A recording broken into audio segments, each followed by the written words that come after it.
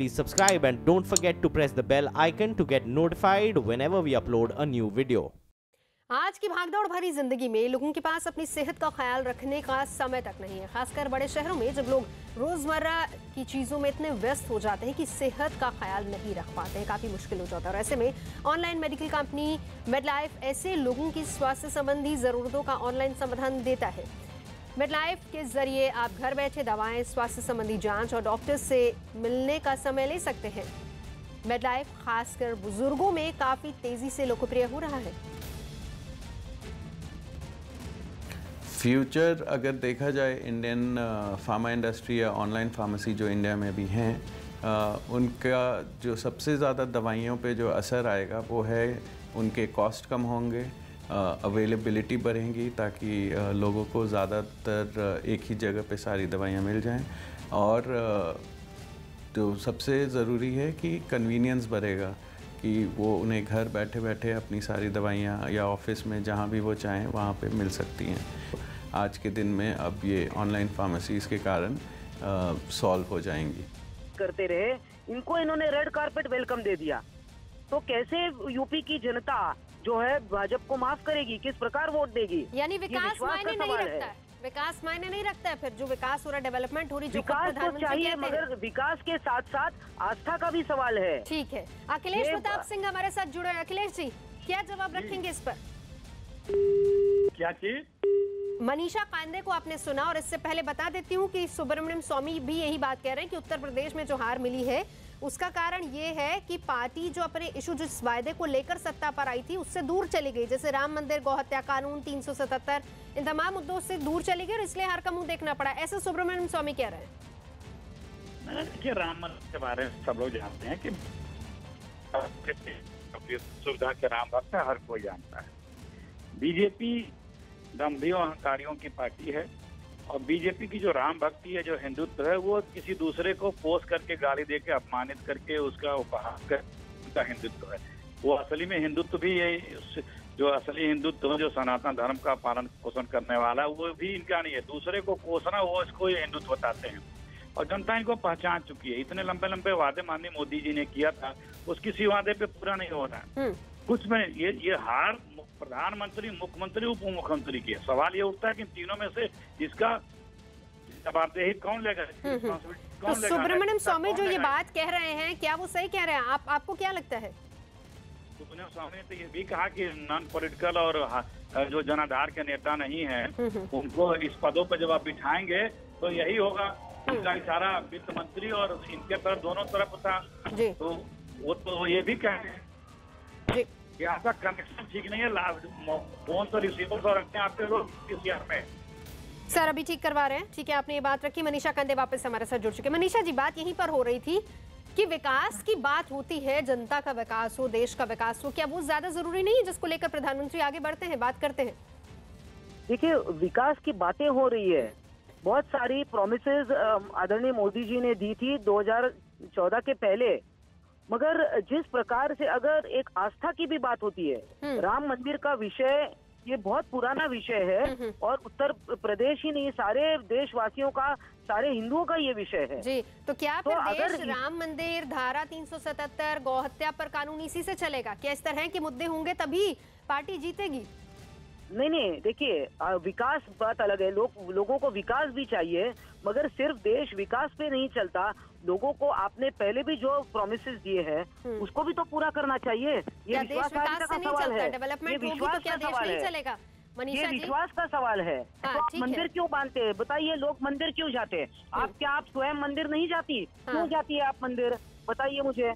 लेकिन मेरे लिए तो विकास जरूरी है। मेरा देश अगर तरक्की करेगा ना मनीषा जी, अगर देश तरक्की करेगा तो यकीनन ये हम सबकी तरक्की होगी। भी तो बताइए ना, तरक्की भी तो बताइए, क्या हुआ? तरक्की भी तो बताइए। जो पहले के काम है वही पूरे नहीं हो रहे। जी जी जी, मनीषा जी, हाँ मनीषा जी रहिए हमारे साथ। अखिलेश जी वापस जुड़ गए। अखिलेश जी, अब आवाज क्लियर है आपको? नहीं, तो उसी तरह ये बताएं, सुनाई दे रहा है। जी जी, अखिलेश जी, बात यहीं पर थी जहां पर हमारी आखिरी बात खत्म हुई थी। मनीषा जी की बात भी आपने सुनी होगी, वो क्या कह रहे हैं। लेकिन सवाल बड़ा ये है कि जो बात सुब्रमण्यम स्वामी कह रहे हैं, मनीषा जी कह रही हैं कि ये बात हम शिवसेना पहले से कहती आई है, तो इसका मतलब तो अगर हिंदुत्व, गौ हत्या पर कानून, धारा 377, इस तरह की बातें होंगी तभी पार्टी जीतेगी, बीजेपी तभी जीतेगी, यही मुद्दे क्या इम्पोर्टेंट रह गए हैं? देखिए, धर्म, गौ, राम, गंगा, ये सब आस्था के विषय, नीति विषय है, ये राजनीतिक विषय नहीं है। लेकिन सरकार का जो कर्तव्य है, ये तो ये करते भी नहीं कि हम मंदिर पे आए, ये तो करते हैं हम सबका साथ, सबका विकास, ये काम, वो काम, फला काम, उस पे हम आए और कभी उसकी बात नहीं करते हैं। हमेशा कट्टरता, हिंदुत्व और उपहास और मान सूचक शब्दों का प्रयोग करके वोटों को कैसे पोलराइज करके वोट लिया जाए, इसकी बात करती है सरकार।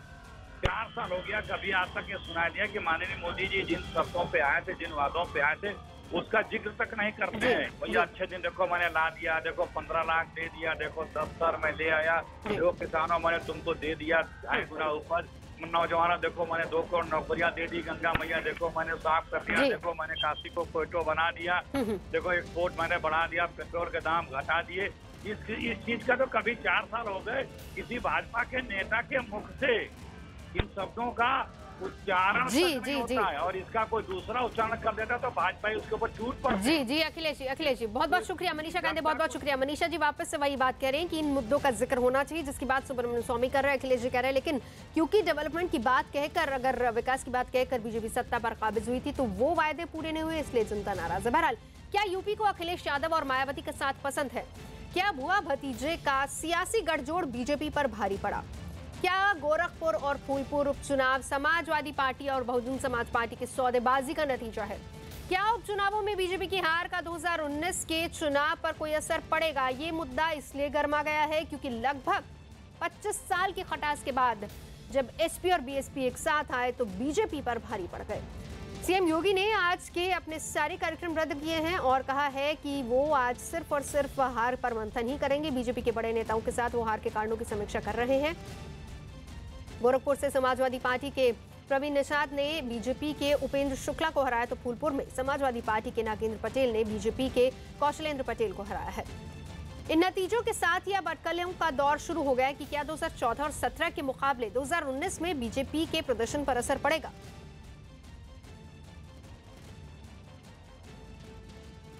तो कल उपचुनाव के नतीजे सामने आने के बाद सीएम योगी ने अखिलेश और मायावती पर हमला करते हुए कहा कि दोनों की सौदेबाजी से जीत मिली है।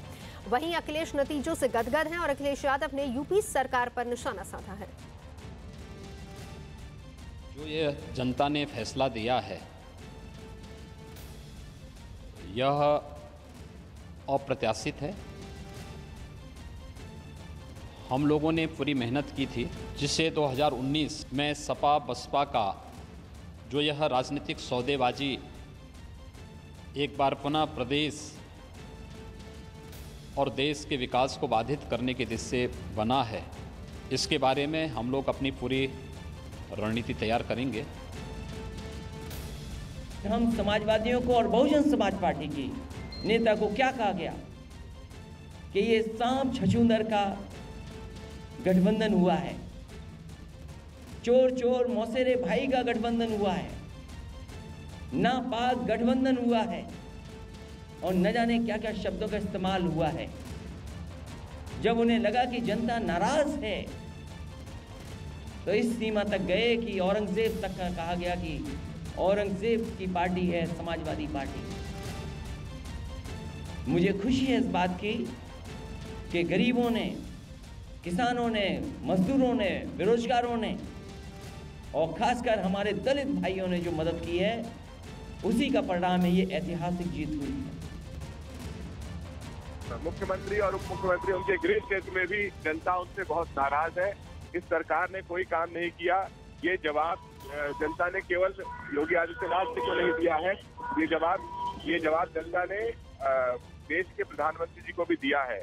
तो ये भारतीय जनता पार्टी को ये समझना पड़ेगा कि जो वादे उन्होंने किए थे जनता को, जो अच्छे दिन दिखाए थे, उसके बाद जिस तरीके से देश को बुरे दिन में ढकेल दिया, इसका खामियाजा उन्हें हर चुनाव में भुगतना पड़ेगा। केवल 2019 नहीं, ये इसका खामियाजा उन्हें राजस्थान में भुगतना पड़ेगा, मध्य प्रदेश में भुगतना पड़ेगा, पूरे उत्तर प्रदेश में। तो क्या फिर ये जनता की आवाज कहें या ये कहें कि कहीं ना कहीं एसपी बीएसपी का साथ आना भी रंग लाया है और कार्यकर्ताओं में जो संदेश देने की कोशिश दोनों ने की थी वो कामयाब हुई है, और क्या यही संदेश आप 19 में भी बनाकर रख पाएंगे? देखिए एसपी बीएसपी साथ आई है, इसका सबसे बड़ा क्रेडिट पुनः जो जनता है और हमारे जो राजनीतिक कार्यकर्ता है उनको जाता है। राजनीतिक नेताओं के साथ आने से पहले ये कार्यकर्ता एक साथ काम करने लगे थे, क्योंकि उनको सरकार से एक जैसा सलूक का सामना करना पड़ रहा था। उनको सरकार निराश कर रही थी, उन्हें सरकार उनके खिलाफ काम कर रही थी। मुख्यमंत्री दलितों को, पिछड़ों को साफ सुंदर, बेर केर, जोर जोर, इस तरह की भाषाओं से उनका उद्बोधन कर रहे थे। मैं दो बातें पूछना चाहता हूँ। परिणाम आया है, विपरीत आया है। भाजपा जनमत का आदर करती है। हम जनता के बीच में हमारी क्या कमी रही है इसकी हम समीक्षा भी करेंगे। लेकिन मैं एक बात पूछना चाहता हूँ कि इस कथित चुनाव अभियान में क्या सभी पार्टी के नेता एक साथ मंच पर दिखे? नंबर एक। नंबर दो, क्या कल की जीत के बाद भी 19 में साथ साथ रहेंगे? इसका कमिटमेंट दोनों नेताओं में से किसी ने नहीं किया।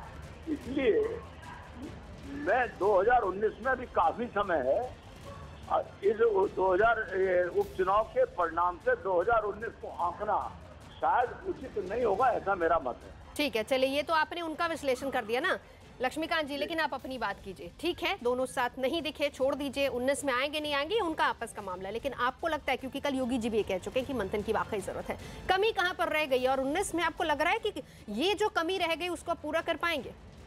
निश्चित पूरा कर पाएंगे, निश्चित पूरा कर पाएंगे। और कमियां हम सबको दिख रही हैं, केवल सामूहिक बैठकर उस पर अंतिम निर्णय लेकर काम करना बाकी है। और भारतीय जनता पार्टी सक्षम संगठन है जी, और बूथ तक है।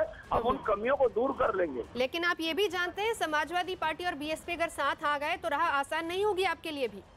नहीं, ये गणित के हिसाब से तो ठीक है, लेकिन ये गणित बदलेगा इसका हमें भरोसा है।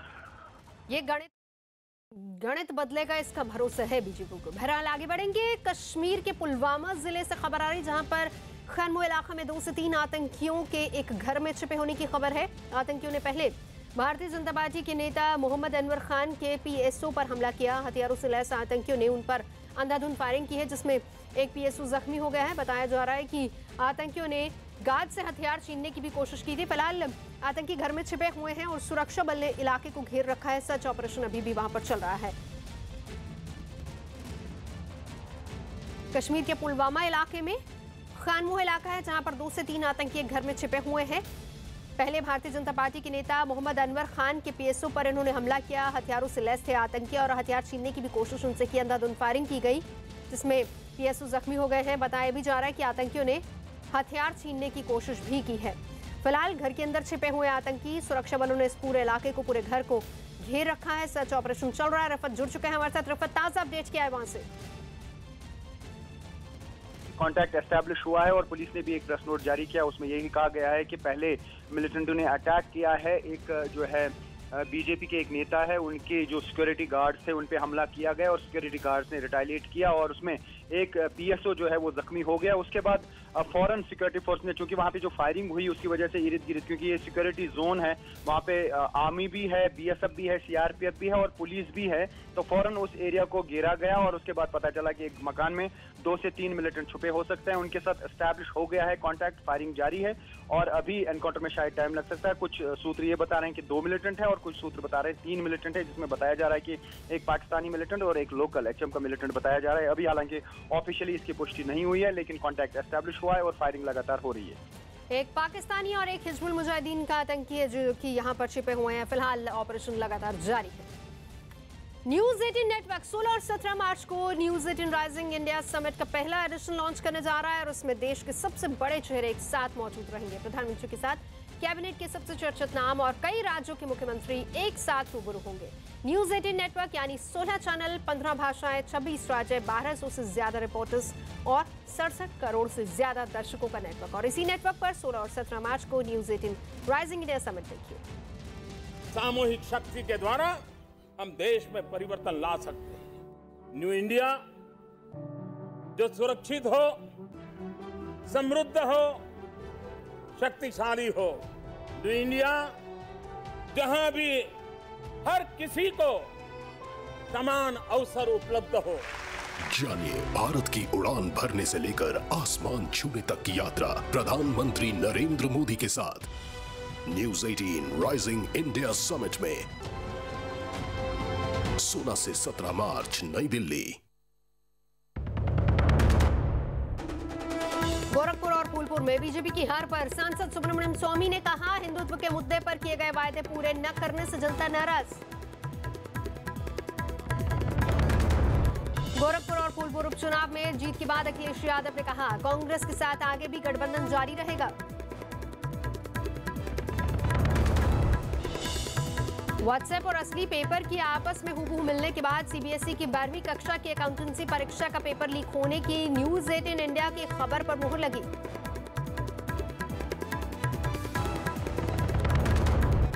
बीसीसीआई की anti corruption unit cricketer Mohammed Shami से आज शाम को फिक्सिंग के आरोपों पर पूछताछ करेगी। पाकिस्तान ने भारत में अपने उच्चायुक्त सोहेल मोहम्मद पर उत्पीड़न के आरोपों के बाद उन्हें तलब किया।